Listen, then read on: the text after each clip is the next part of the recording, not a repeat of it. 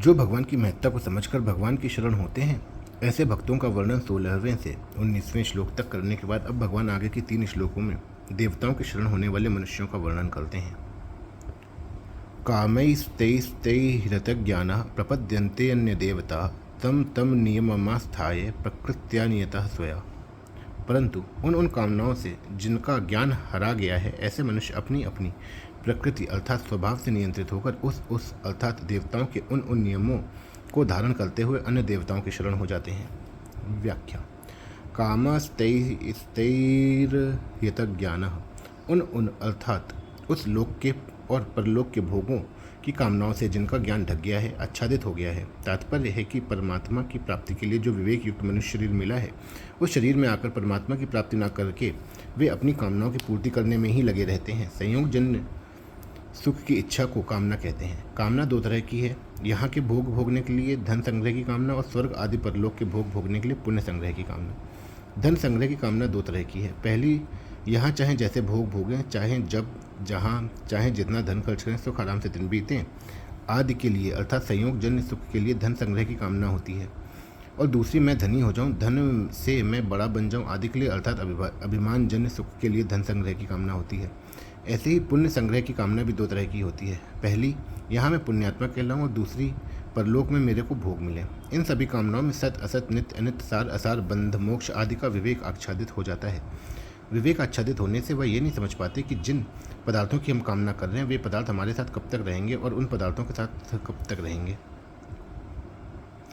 प्रकृत्या नियतः स्वया। कामनाओं के कारण विवेक ढका जाने से वे अपनी प्रकृति से नियंत्रित रहते हैं, अर्थात अपने स्वभाव के परवश रहते हैं। यहाँ प्रकृति शब्द व्यक्तिगत स्वभाव का वाचक है, समष्टि प्रकृति का वाचक नहीं। यह व्यक्तिगत स्वभाव सब में मुख्य होता है। स्वभावो मूर्धनि वर्तते, अतः व्यक्तिगत स्वभाव को कोई छोड़ नहीं सकता। यह यस्य प्रकृति स्वभाव जनिता केनापि न त्यज्यते।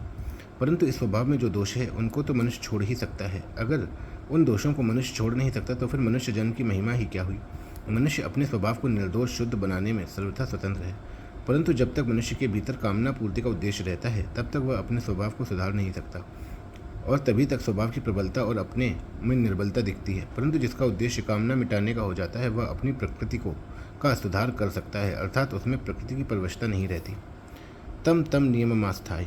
कामनाओं के कारण अपनी प्रकृति के परवश होने पर मनुष्य कामना पूर्ति के अनेक उपायों और विधियों को ढूंढता रहता है। अमुक यज्ञ करने से कामना पूरी होगी, कि अमुक तप करने से, अमुक दान देने से कामना पूरी होगी, कि अमुक मंत्र जप करने से, आदि आदि उपाय खोजता रहता है।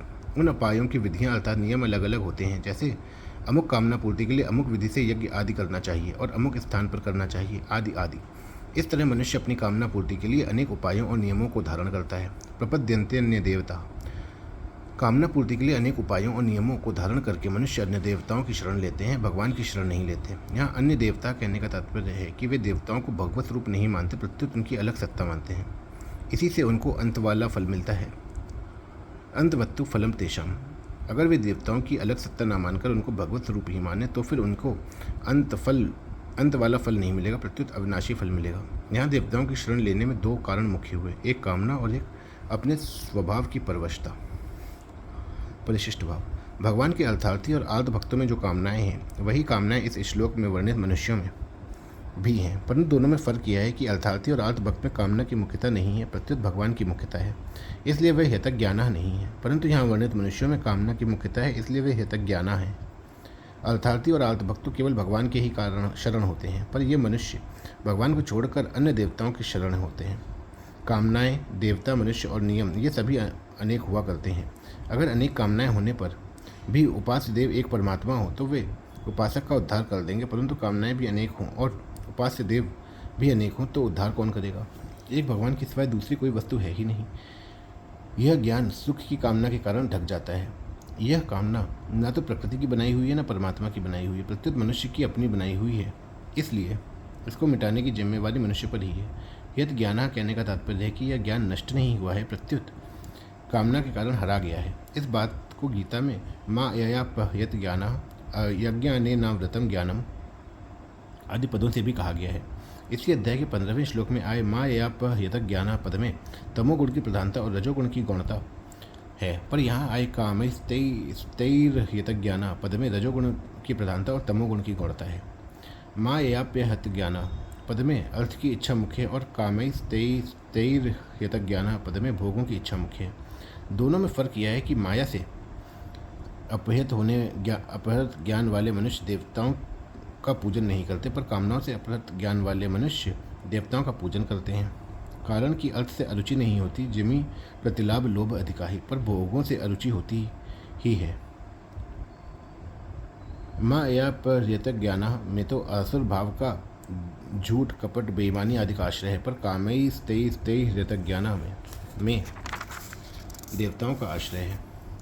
अतः माया पर यत ज्ञान में तो विशेष जड़ता है, पर कामैस्तैर यत ज्ञान में उनकी अपेक्षा चेतनता है।